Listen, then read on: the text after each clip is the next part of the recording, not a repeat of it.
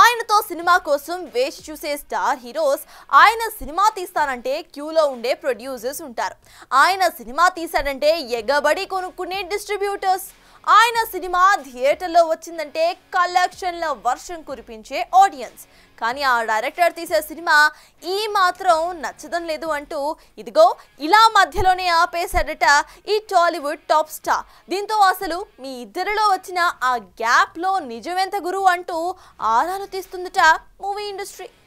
ప్రశాంత్ నీల్ ఈ డైరెక్టర్తో సినిమా అంటే ఎవరైనా ఎగిరి గంతేస్తారు. కారణం, ఈ డైరెక్టర్ నుండి వచ్చిన సినిమాలు కొల్లగొట్టిన రికార్డులు అలాంటివి.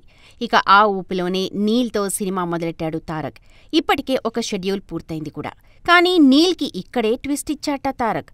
కంప్లీట్ అయిన షెడ్యూల్ అవుట్పుట్ అసలే నచ్చలేదని, దీంతో సినిమాకి గ్యాప్ ఇచ్చి స్క్రిప్ట్లో చేంజెస్ చేయాలని తారక్ కోరట.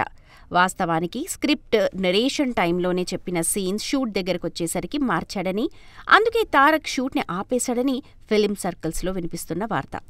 ఇక ఈ సినిమా కోసమే బాడీ షేప్ మార్చుకుని, బరువు తగ్గి, లుక్ని పూర్తిగా మార్చుకుని సరికొత్తగా ట్రాన్స్ఫార్మ్ అయ్యాడని, అలాంటి తారక్కి సరైన హిట్ని ఇవ్వాల్సిన బాధ్యత నీల్పై ఉందని సోషల్ మీడియాలో చక్కర్లు కొడుతోన్న మేకర్స్ ఇప్పటికైనా ఎండ్ కార్డ్ వేసి తమ అభిమాన నటుడికి మరో సాలిడ్ సక్సెస్ ఇవ్వాలి అనంటూ కోరుకుంటున్నారట యంగ్ టైగర్ ఫ్యాన్స్.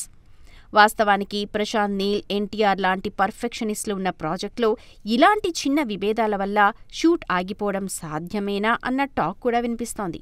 మరి ఈ రూమర్స్కి మైత్రి మూవీ మేకర్స్ లేదా ఎన్టీఆర్ టీం ఎప్పుడు చెక్ పెడతారో చూడాలి.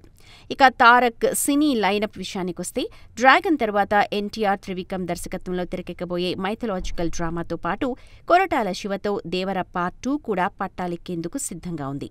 మరి ఈ వస్తోన్న గాసిప్స్కి ఎండ్ కార్డ్ వేసి తారక్ ఎంత స్పీడ్గా ఈ సినిమాలని సిల్వర్ స్క్రీన్ పైకి తెస్తాడో చూడాలి.